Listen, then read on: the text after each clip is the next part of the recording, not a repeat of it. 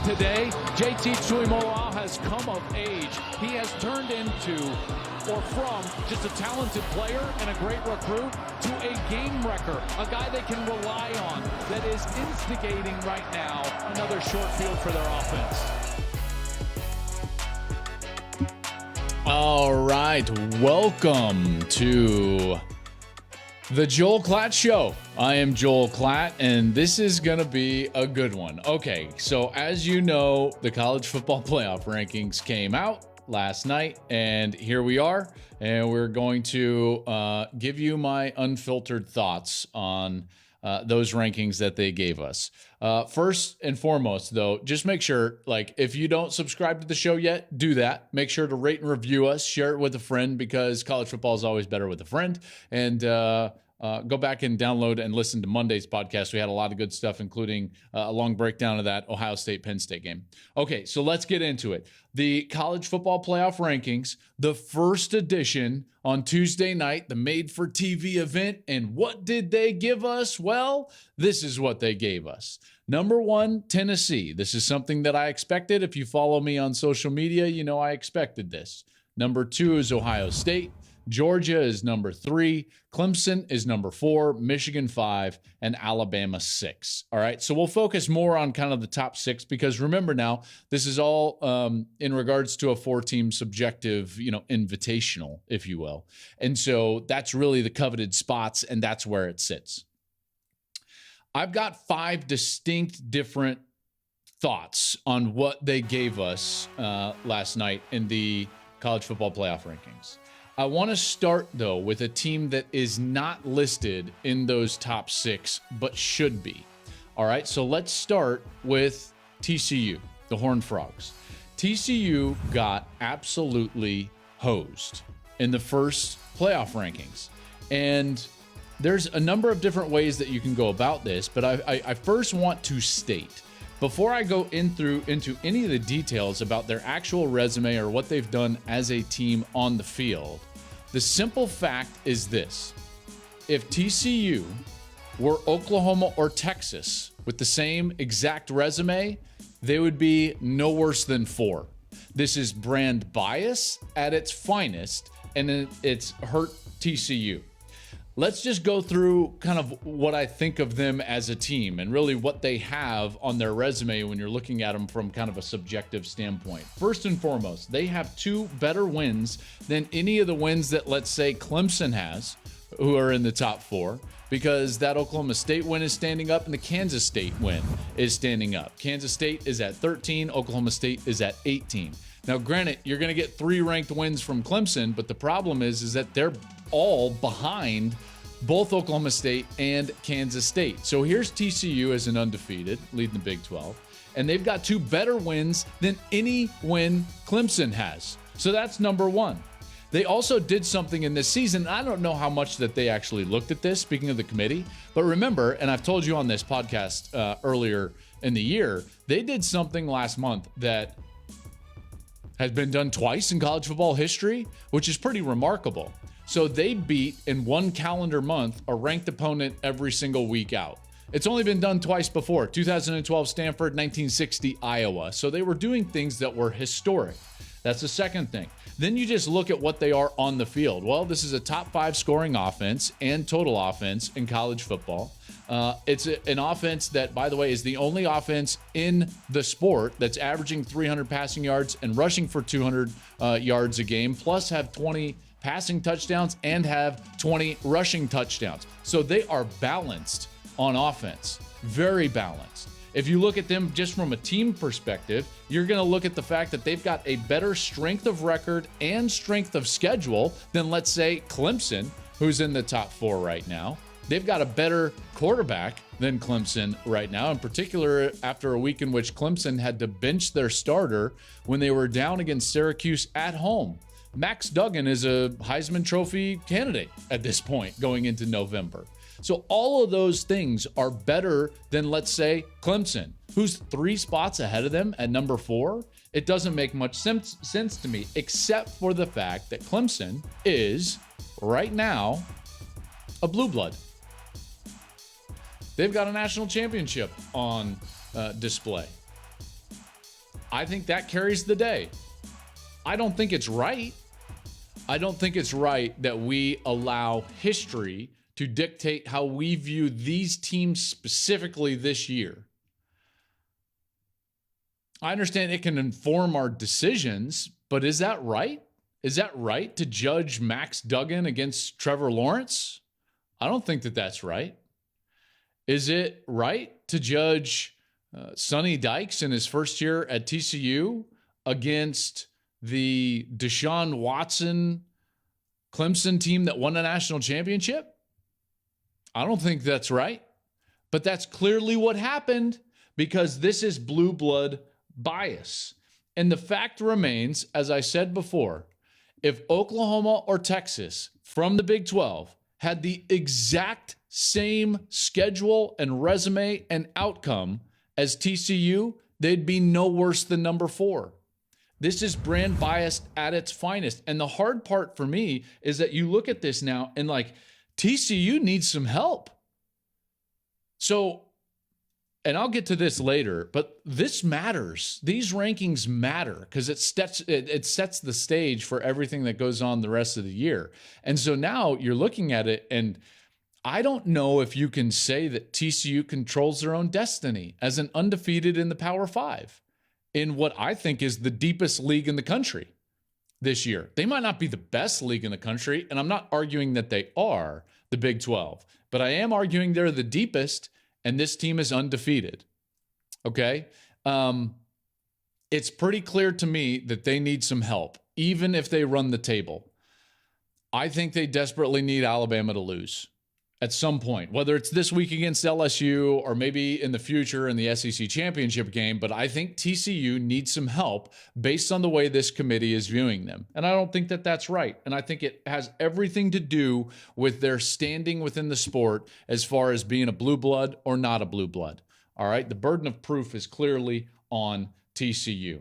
I thought they got jobbed more than anybody else in these first rankings. Next up, my next thought.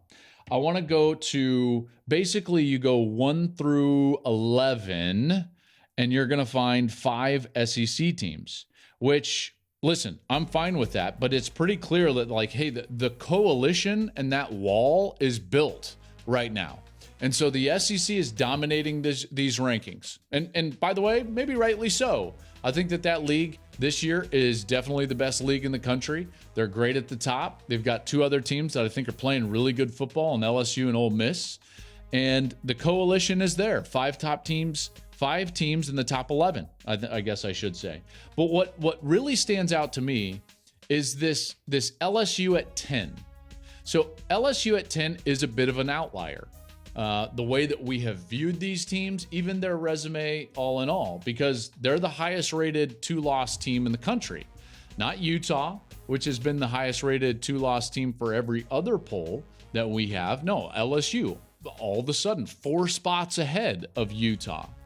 And it got me thinking a little bit that this LSU ranking is a huge deal because that LSU ranking at 10 basically builds a wall behind Tennessee. Even if LSU loses, like let's say this week to Alabama. Well, one, that's, Alabama. And so are they going to drop that far? Probably not. Now, Texas is a 3-loss team. They're at 24, but being at 10, if you lose to Alabama, and let's say it's even close, LSU's not getting past 20.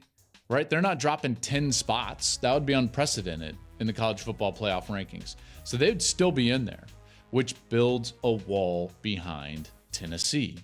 Because if Tennessee loses to Georgia, well, Georgia's top 3. And it would be on the road at Georgia. And Tennessee would still have that really good win, great win, best win in the country against Alabama. And they'd still have that what now looks to be maybe the second best win in the country, going on the road and beating LSU soundly in their building. So now you've got Tennessee, and they've got this backstop of LSU because of that win. Their strength of schedule is fantastic. They're 2-0 against the college football playoff top 25. So everything is going right for Tennessee. I had heard from a lot of Tennessee fans, and they were kind of like leery about like, man, we're going to have to beat Georgia, aren't we? Because we can't be a team that doesn't win the division and still go to the playoff. They probably still had a path to the playoff, not beating Georgia before, but now they definitely have a path to the playoff, even without beating Georgia, because of the backstop of LSU. So how does LSU get ranked 10th? Well, let's get into that for a moment, because you kind of have to understand how the sausage is made in the playoff committee. I believe that what happened with LSU is that they got stuck with Ole Miss. This committee valued Ole Miss, and by the way, rightly so. I think Ole Miss is a good football team. They really valued Ole Miss, but then that game, the last game that LSU played, LSU beats Ole Miss, and they do it fairly soundly. So here's kind of, and this is going to be hard to explain, but I'm going to try, and I hope I do a good job at this. To understand what happened there, and then to also put that against what seems to be the same situation with USC and Utah, and yet you see USC at 9 and Utah at 14.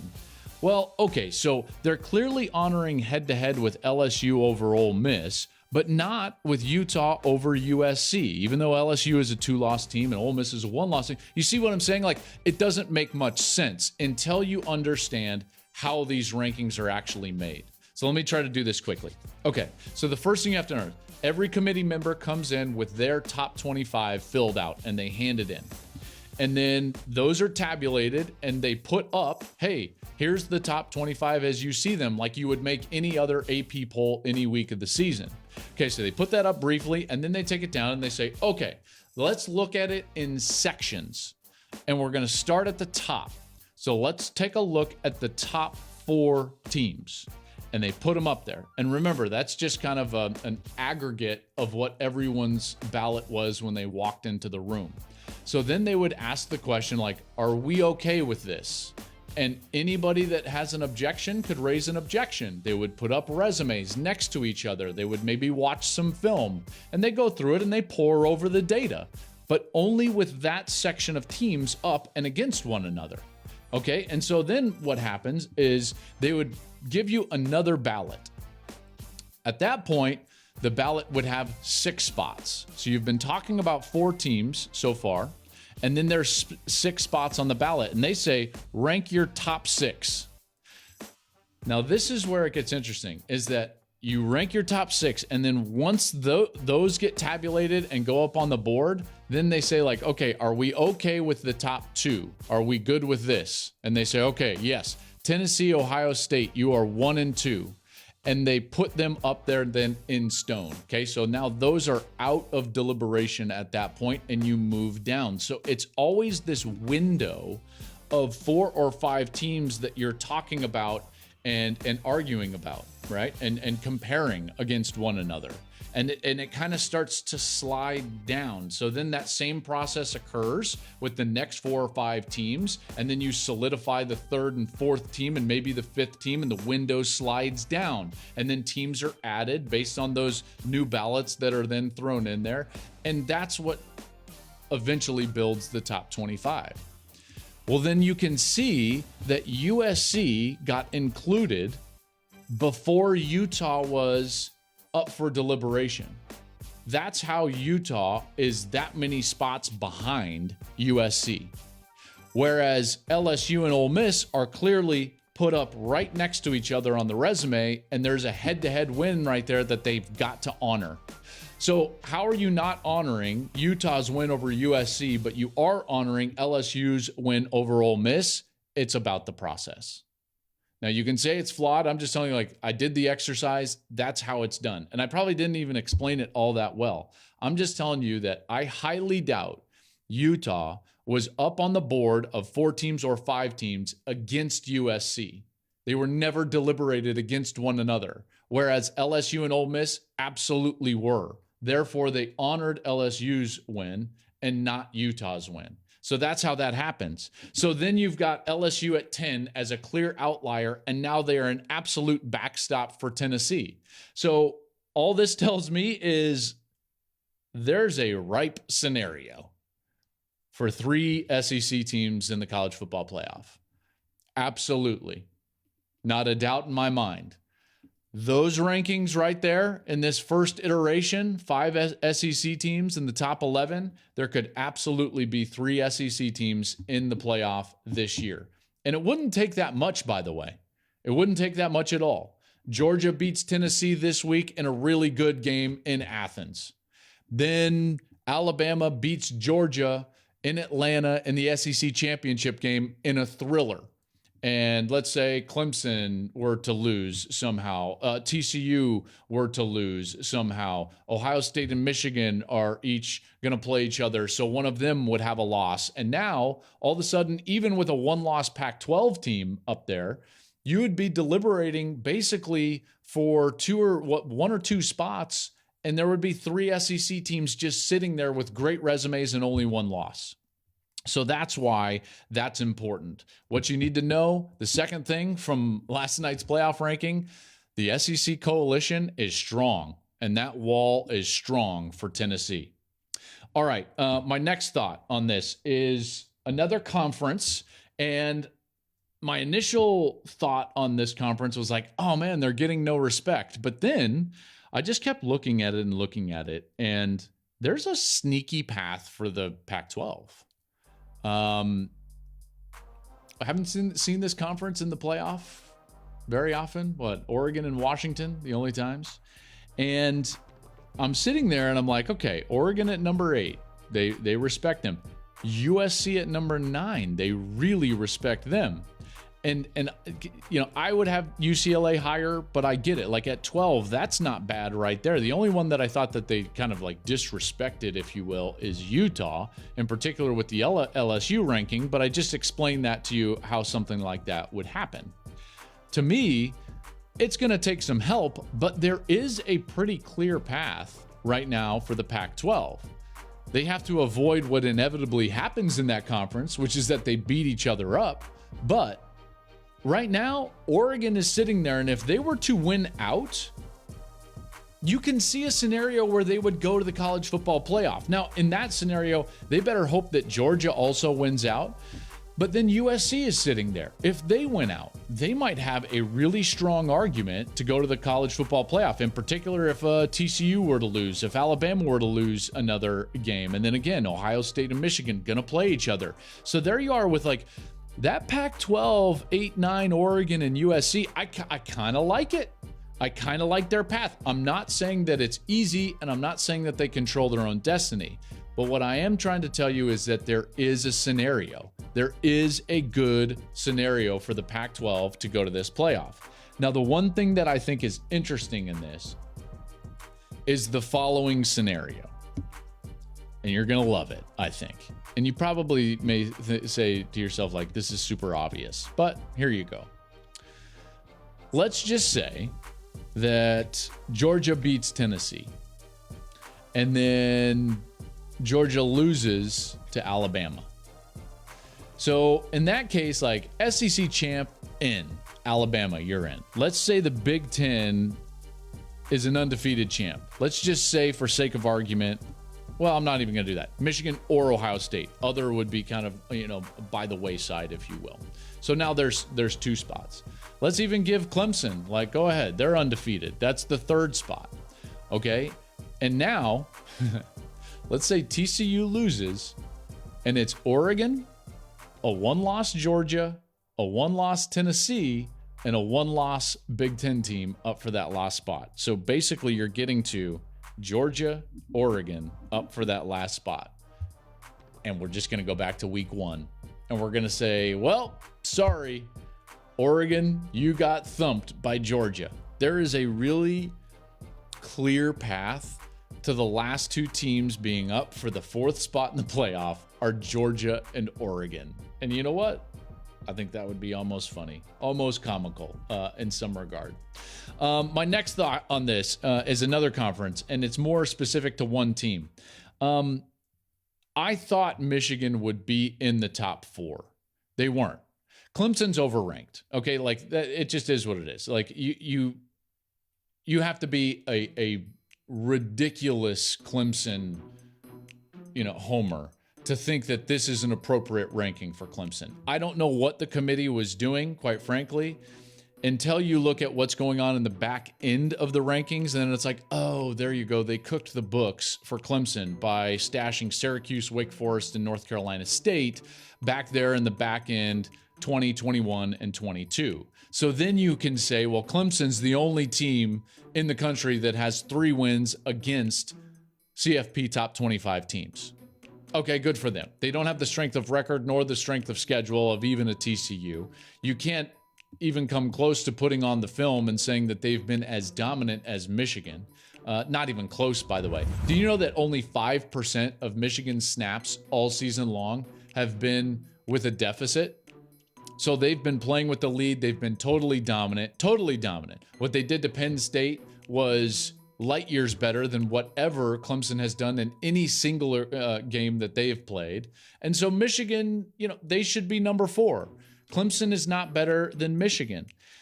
I said in a tweet, I kind of get it because, listen, their non-conference was really bad. And the reason that you have to look at their non-conference is because they only have 1 win against CFP top 25 teams, not the 3 that Clemson has. So then if you're going to compare them next to each other, yeah, they both have horrific non-conference schedules. And I don't include Notre Dame in the non-conference for Clemson. I'm looking at their, what is it? It's their Georgia Tech, Furman, and La Tech, as opposed to UConn, Hawaii, and CSU for Michigan. Both of them are awful non-conference slates. Awful. And I think they would even admit that. Now, the problem is, for me at least, is that this committee is supposed to have football people on it. I know some of them on this committee. And there are, I respect a lot of the people on this committee. And apparently they didn't turn on the video between Michigan and Clemson because these two teams have not been even close at all. At all. All you got to do is turn on the film and you would see that Michigan is a much better team. I do think that the lack of quality mid-tier Big Ten teams is hurting Michigan in this sense. The fact that a Michigan State is not having a good year, this is hurting them. But they will have a chance against 2 more CFP ranked teams, Illinois next to last game of the season, and then Ohio State, obviously, in the last game of the season. The reason, the Michigan thing, it's hey, does it really matter? Not really for Michigan because they clearly control their own destiny. They've got those 2 games against CFP top 25 teams coming up, including Ohio State. You're not going to beat Ohio State, go undefeated, and win the Big Ten and not go to the playoff. So Michigan clearly controls their own destiny. Now, having said that, this playoff committee showed themselves to be lacking in judgment. The Clemson rank at 4 is a bit of a joke behind or ahead of Michigan. The TCU rank is a bit of a joke, and they got caught kind of with that LSU at 10, like I was saying. So it leads me to my last point, number 5, and that is everyone's going to tell you on social media that these rankings don't matter. And I couldn't disagree more. Really. They absolutely matter. I don't quite understand. That's like saying the first quarter of a game doesn't matter. I'm sorry, what? Yeah, I know we're not rewarding a win or a loss, but we're building towards it. What are you talking about? They don't matter. These absolutely matter for a number of different reasons. Let me just go through a couple. One is resume building. When we're trying to build a resume as a program, any program, you do that through wins against teams that are included in this list. So when you are clearly valuing a team like an LSU way higher than you are other teams, maybe with 2 losses, then yeah, it's going to matter. Because you're building a resume, and then that resume is all that gets put up in front of that committee on that last day. What are you on the board? So, of course it matters. And I feel like that almost goes without saying. But then there's some deeper things in this, and I think that these also matter in the grand scheme of college football. Perception matters a great deal in this sport.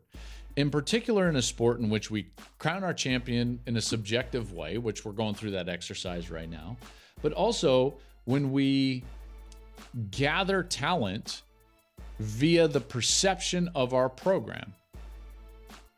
This is not a draft. This is recruiting. So it matters a great deal the way people in general view our program, any program.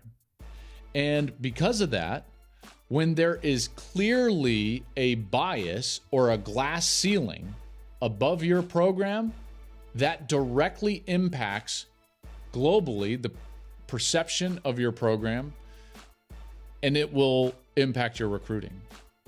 If I'm a recruit and I get a letter from TCU, from Oklahoma, from Clemson, from Tennessee, and from Utah,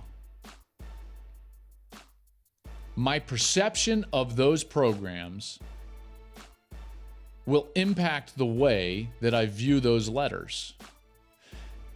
And when there seems to be a glass ceiling based on the way that team achieves and the way they are perceived when it comes to the subjective 4-team invitational that we have at the end of the season, that will impact what I think as that player or recruit in terms of where I want to go.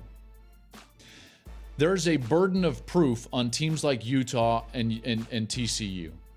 Okay, there is that glass ceiling. There is not a burden of proof on a team like Alabama that can lose a game and still be ranked ahead of an undefeated TCU. They can go on the road to Texas and barely win by a point. They can play a horrendous Texas A&M team and have A&M have a snap to win the game at the end of the game. Like, all of these things are true. And yet it doesn't matter because the burden of proof is not on Alabama. They get the best players. They have the most money. They've got the best coach. And the burden of proof is on the little guy, TCU. It's on you, TCU, to prove to us, the keepers of the sport, that you can be ranked ahead of Alabama, even when Alabama loses a game. And when we're asked about it, guess what we're going to say? Well, we just felt like they fell behind in some games. Oh, you know, like when Alabama fell behind, when the clock struck 0, I remember that too. How about when they were behind for the majority of the game against Texas? How about when Clemson was behind at home to Syracuse and had to, pull their quarterback in order to come back and win that game with a 17-0 run? By the way, that was a week before Notre Dame went up and just thumped that Syracuse team. But, hey, who am I to say? There is a burden of proof on TCU that impacts the perception of the way everyone views that program. And that is a real thing. So that's why these rankings matter. You cannot just say that the rankings don't matter. You build your resume based off these rankings, and you build your perception based off these rankings. And those are the only two things that matter when it comes to recruiting talent and making it to the playoff. So that's why these things matter, and they're going to continue to matter for the rest of the season, which is why every single Wednesday right here on the Joel Klatt Show, this is what we're going to be talking about, is these CFP top 25 rankings. Now, in the coming weeks, I'm going to take a closer look at what a 12-team playoff is going to look like when that starts to come of age in the coming years, which I think is going to be really exciting. And when we do that, by the way, I'm going to give you a little bit of a snapshot of how many games across the country in the month of November are going to matter. And I think that's going to be great for college football. I think it's going to be fabulous for college football, and much needed, by the way, because right now we're limiting the number of games that are actually meaningful in the month of November, and we need to increase that. And I think that we can when the playoff expands. All right, that's going to do it for this show.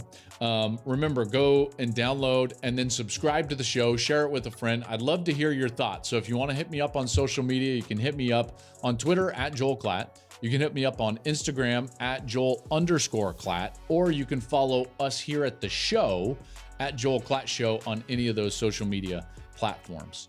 We will be back tomorrow on Thursday. I've got my preview and picks for the 6 best games in college football. I can't wait for that, so tune in for that. That'll do it for today's show. I'm Joel Klatt. This is the Joel Klatt Show. Enjoy your day.